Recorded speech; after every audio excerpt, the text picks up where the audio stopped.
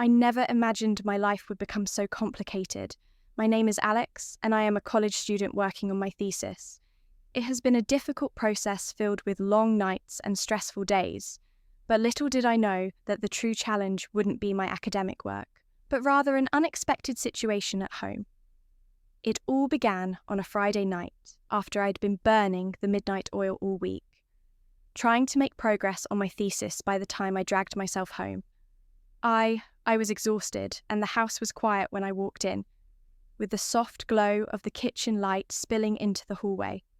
"Alex, is that you, Sarah?" my stepmother called out. I responded from the kitchen. "Yes, it's me," my voice rough with exhaustion. I trudged into the kitchen to find Victoria at the stove stirring something that smelled delicious. My father, Ryan, was sitting at the table reading the newspaper paper. "You look beat," he said, glancing up at me over his reading glasses. I nodded, running a hand through my dishevelled hair. "This thesis is kicking my butt." Victoria turned from the stove, concern etched on her face. "Have you been eating properly? You look pale." I assured her, though my stomach chose that moment to growl loudly. Victoria laughed softly. "Sit down, dinner's almost ready." I shook my head. "Thanks, but I think I'm just going to head to bed. I'm completely wiped out." "Are you sure?" Victoria asked, her brow furrowed. "You really should eat something." "I'm sure," I said already, backing out of the kitchen. "I just need sleep." "Well, good night, guys," I heard them both call out. Good night as I climbed the stairs to my room. As soon as my head hit the pillow, I was out like a light. I'm not sure how long I slept before I became vaguely aware of a presence in my room. In my half-asleep state, I assumed it was just a dream. But then I felt a gentle touch on my hand, and my foggy brain struggled to make sense of what was happening. I felt my shirt being lifted slightly and something cold touched my skin. It was such a shock that my body reacted instinctively. Muscles tensing, but I was so tired and so desperate for sleep that I couldn't bring myself to open my eyes or move. What happened next is something I'm still trying to process. I felt a hand gently caressing me in a way that was definitely not appropriate for a family member. My body responded, even as my mind reeled in confusion and shock.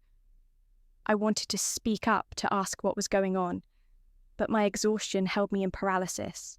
Part of me wondered if this was just a vivid, strange dream, but it felt too real, too intense to be just a figment of my imagination. The touch continued, becoming more intimate. I felt a mix of panic, and to my shame, my body was betraying me, responding to the gentle caresses even as my mind screamed that this was wrong. Just when I thought I couldn't take any more, when I was on the brink of forcing myself awake to confront what was happening. It stopped. I heard soft footsteps retreating, and then, in silence, I lay there, my heart pounding and my mind racing what had just happened. Who had been in my room? I wanted to get up to investigate, but my body was still heavy with exhaustion before I knew it. I had drifted back into a deep sleep. When I woke up the next morning, the events of the night felt like a distant, hazy dream. Had it really happened, or had my stressed, overworked mind conjured up some bizarre fantasy? I stumbled downstairs, still groggy, and, confused, the smell of coffee and bacon guided me to the kitchen where I found Victoria, busy at the stove. "Good morning, sleepyhead," she said. "You must have really needed that rest. How are you feeling?" I just stared at her, looking for any indication that something had changed between us, but she appeared perfectly normal, humming as she flipped pancakes on the griddle. "I'm fine," I said slowly. "Where is Dad?" "Oh, he had an early meeting with a client," Victoria replied, sliding a plate of food in front of me. "Eat up. You need your strength for all that studying." I couldn't shake the feeling that something was off. Victoria bustled around the kitchen, chatting about her plans for the day, but I barely heard her. My mind was stuck on the events of the previous night. Had it really happened? And if it had, was it Victoria who had come into my room? I couldn't bring myself to ask what I had done. What if it had all been a dream? The thought of accusing my stepmother of something so inappropriate made my stomach turn, so I said nothing. I finished my breakfast, thanked Sarah, and headed back to my room to work on my thesis. But as I sat at my desk staring at my laptop screen, I couldn't focus. The memory of those touches, real or imagined, kept intruding on my thoughts. I spent the next few days in a fog, trying to balance my thesis work with the confusing emotions swirling inside me. Every time I saw Sarah, I felt a mix of embarrassment, curiosity, and guilt. She, on the other hand, acted completely normal, as if nothing had happened. It wasn't until the following Friday that things came to a head. I had gotten out of class early and rushed home to work on my thesis defense, which was scheduled for the next day. I was so focused on my work that I didn't hear Victoria enter my room. "Alex?" Her voice startled me. "Sorry, I didn't mean to startle you. I brought you some snacks. You've been working so hard." I turned to face her, my heart pounding. She was standing there with a plate of cookies in her hand, smiling at me as usual, but something in her eyes seemed different. Or was I just imagining it? "Thank you," I managed to say, taking the plate from her instead of leaving Victoria perched on the edge of my bed. "How's the thesis coming along?" "It's okay," I said, struggling to keep my cool. "I'm just really worried about the defense tomorrow." Victoria's face softened with sympathy. "Oh, honey, you're going to do great. You've worked so hard before I knew what was going on." She had moved closer, her hand resting on my shoulder. The touch sent a jolt through me, reminding me of that night. I couldn't take it anymore. "I had to know," I said, my voice shaking. "Sarah, that night last week was that you in my room." The moment the words left my mouth, I saw the change in her face. The friendly smile faltered, replaced by a look of shock and then guilt. "Alex," she began, her voice barely above a whisper. I don't know what to say. And in that moment, I knew it hadn't been a dream. It had really happened. My stepmom had come into my room that night and touched me in a way that crossed every boundary, and a small, shameful part of me said, "I'm curious we should discuss this." Victoria finally said something. Breaking the silence, I nodded, her eyes welling up with unshed tears. "We do, but not right now. Your father will be home soon, and you need to focus on your thesis. Defense, can we talk after?" I wanted to protest and demand answers now, but she was right. I couldn't afford to be distracted when my entire academic future was on the line. "Okay," I agreed, reluctantly. "Tomorrow." Victoria stood up, smoothing her skirt. I apologise with trembling hands. "Alex, I never intended for this to happen. I'll explain everything tomorrow, I promise." She exited my room and I returned to my computer, my mind reeling. How was I supposed to concentrate on my thesis? Now, how was I supposed to face my father at dinner, knowing what I knew I had to try? I had worked too hard for too long to let this derail me now. So I took a deep breath, pushed all thoughts of Victoria and that night to the back of my mind, and dove back into my work. Little did I know this was just the beginning of a complicated and emotional journey that would test the boundaries of family love and morality. As I passed Saturday, trying to focus on academic theories and research methodologies, I had no idea how much my life was about to change. Tomorrow would bring answers, but would I be ready? Would I be strong? The morning of my thesis, defense arrived with a mix of anticipation and dread. On the one hand, I was eager to present the work I'd poured my heart and soul into for months. On the other hand, I couldn't shake the anxiety about the conversation waiting for me at home. I barely tasted the breakfast Victoria had prepared for me. My stomach in knots, she moved around the kitchen with forced cheerfulness, but I could see she was just as tense as I was. If only he knew the turmoil brewing beneath our seemingly normal family breakfast. The defense itself flew by as I presented. My research answered questions and defended my conclusions. By some miracle, I was able to keep my personal issues from affecting my performance when it was over.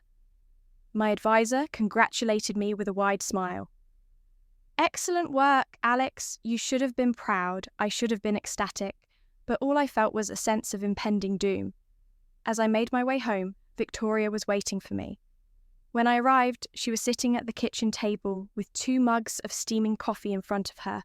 She looked up as I entered her face, a mask of anxiety and remorse. "How did it go?" she asked softly. "Fine," I said, my voice tight. "That's wonderful. Alex, I knew you would." I cut her off, unable to maintain the pretense of normality any longer. "We need to talk about what happened." Victoria nodded, her shoulders sagging. "You're correct. Please sit down," she said. I took the seat across from her, wrapping my hands around the warm mug she prepared for me for a long time. Neither of us spoke, so I finally broke the tense silence by asking, "Why did you come into my room that night?" Victoria closed her eyes and took a deep breath before meeting my gaze. "I don't have a good answer." "Alex, I've been asking myself the same question since it happened, and I've tried to insist on an explanation." She nodded her fingers, tracing the rim of her mug. "You are correct. You do deserve the truth. The truth is, I've been struggling for a while. Your father is a good man, but he has been so distant lately. Always working that I felt constantly distracted, lonely, and unappreciated." I listened to my emotions, a swirling mess of empathy and discomfort that night. Victoria continued, her voice barely above a whisper. "I'd had a little too much wine. I was feeling reckless. And I believe I saw your light on. I thought we could talk, but when I got to your room, you were already asleep." She paused and took a shaky breath. "I'm not sure what came over me. You appeared so calm. And before I knew what I was doing, you know what happened next." I sat there trying to process her words. Part of me wanted to be angry and lash out at her for violating my trust and personal space. But another part of me saw the pain in her eyes, the genuine remorse in Sarah's words. "I'm so sorry." Alex's tears streamed down her cheeks. "What I did was unacceptable. I betrayed your trust as well as your father's, and if you want me to leave, I will understand." The thought of her leaving and our family falling apart hit me like a punch in the gut. Despite everything, I realized I didn't want her to leave. I don't know how to move forward. How can I trust you after this? Victoria looked at me, hope and fear wearing in her eyes. "I don't know, but I'd like to try. If you're willing, I'll do whatever it takes to make this right." We talked for hours, laying everything out on the table. Victoria shared more about her feelings of loneliness and neglect in her marriage, and I opened up about my own insecurities and the confusing mix of emotions her actions had stirred in me. As the afternoon wore on, I found myself feeling a strange sense of closeness to my stepmom. Not in the inappropriate way of that night, but in a way I'd never experienced before for the first time. "What will we tell Dad?" I asked as our conversation wounded down Sarah's face. "I don't know. Part of me believes he deserves to know the truth. But another part is afraid of what it would mean for our family." She nodded, looking miserable. "I love your father, Alex, despite everything I do at the thought of hurting him like this." I understood her dilemma. All too well, the weight of our secret felt like a physical presence between us. "Maybe," I said slowly, "we don't need to tell him everything, but we should talk to him about the underlying issues. Your feelings of neglect, the distance between you two." Victoria considered this hope flickering in her eyes. "You think that would be enough?" "Don't know." I said maybe it would help prevent something like this from happening again. We agreed to take things one day at a time. Victoria would work on communicating better with my dad, and I would focus on finishing up my college work. We both promised to be more open with each other, to talk through any feelings or issues that came up, as Victoria stood to start preparing dinner. She paused, looking at me with a mix of gratitude and lingering guilt. "Thank you, Alex, for listening," she said truthfully. I don't hate you. I'm still processing everything, but I don't hate you." She nodded, giving me a watery smile before turning to the stove that night. As I lay in bed, my mind replayed our conversation. I felt a strange mix of emotional relief at having cleared the air, lingering confusion about my own feelings, and a new understanding of the complexities of adult relationships. I also couldn't shake a nagging sense of guilt by agreeing to keep heart of what was something I shouldn't be. These questions plagued me as I drifted off into an uneasy sleep. The next few weeks were a strange dance of trying to maintain normally while navigating our new reality. Victoria and I were hyper-aware of each other, careful not to be alone together for too long to keep a respectful distance. I threw myself into my schoolwork, using it as a distraction from the turmoil at home. Sarah, true to her word, made efforts to reconnect with my father. I came home from class one day to find Victoria alone in the house. She was curled up on the couch with a book, she said. Startled by my arrival, I didn't expect you to be home so early. The Professor Canal class, I explained, hovering awkwardly in the doorway. Sarah, where is Dad working late again? I could hear the frustration in her voice and see the slump in her shoulders without thinking. I moved to sit beside her on the couch. Are things not going well? I asked hesitantly. Victoria gave me a sad smile. I am trying. Alex, I really am. But sometimes I wonder if it's enough or if we've gone too far. Despite everything, I felt a pang of sympathy for her. She was genuinely trying to make things work. I'm sorry, I said, reaching out to pat her hand for comfort. The moment my skin touched hers, I felt a jolt of electricity. Our eyes met, and the air between us became charged with an intensity that scared me. Victoria must have felt it as well, because she quickly pulled her hand away. I should begin dinner, she said, her voice trembling as she dashed to the kitchen. I sat there, my heart pounding. What was that? Why did I react that way to a simple touch? I retreated to my room. My mind a mess. I thought we'd moved on, that we put that night behind us. But clearly there were still unresolved feelings and a dangerous attraction simmering beneath the surface. That night, I lay awake for hours, grappling with my conscience, knowing what I was feeling was incorrect. Victoria was my stepmother, my father's wife, but I couldn't deny the pull I felt towards her, the way my body responded to her presence. I thought about my dad and how oblivious he was to everything happening under his own roof. I thought about Victoria trapped in a marriage that was slowly dying, and I thought about myself caught in the middle of it all, trying to navigate feelings and situations I was woefully unprepared for. As dawn broke, I made a decision. I couldn't keep living like this, walking on eggshells in my own home, constantly battling these inappropriate feelings. Something had to change with a heavy heart. I began to pack a bag, maybe some time away. Some distance from this situation would help clear my head. I could stay with a friend for a while, focusing on finishing up my last few classes. As I zipped up my backpack, I heard movement in the hallway. Victoria was up, probably starting her morning routine. I took a deep breath, steeling myself for the conversation ahead. I had to tell her I was leaving and had to explain why it wasn't going to be easy, but it was necessary. With one last look around my room, I opened the door, ready to face whatever came next. Little did I know, the most challenging part of this whole ordeal was yet to come. As I stepped into the hallway, backpack slung over my shoulder, I nearly collided with Sarah. She was on her way to the kitchen, still in her robe, hair tousled from sleep. Her eyes widened as she took in my packed bag and the determined set of my jaw.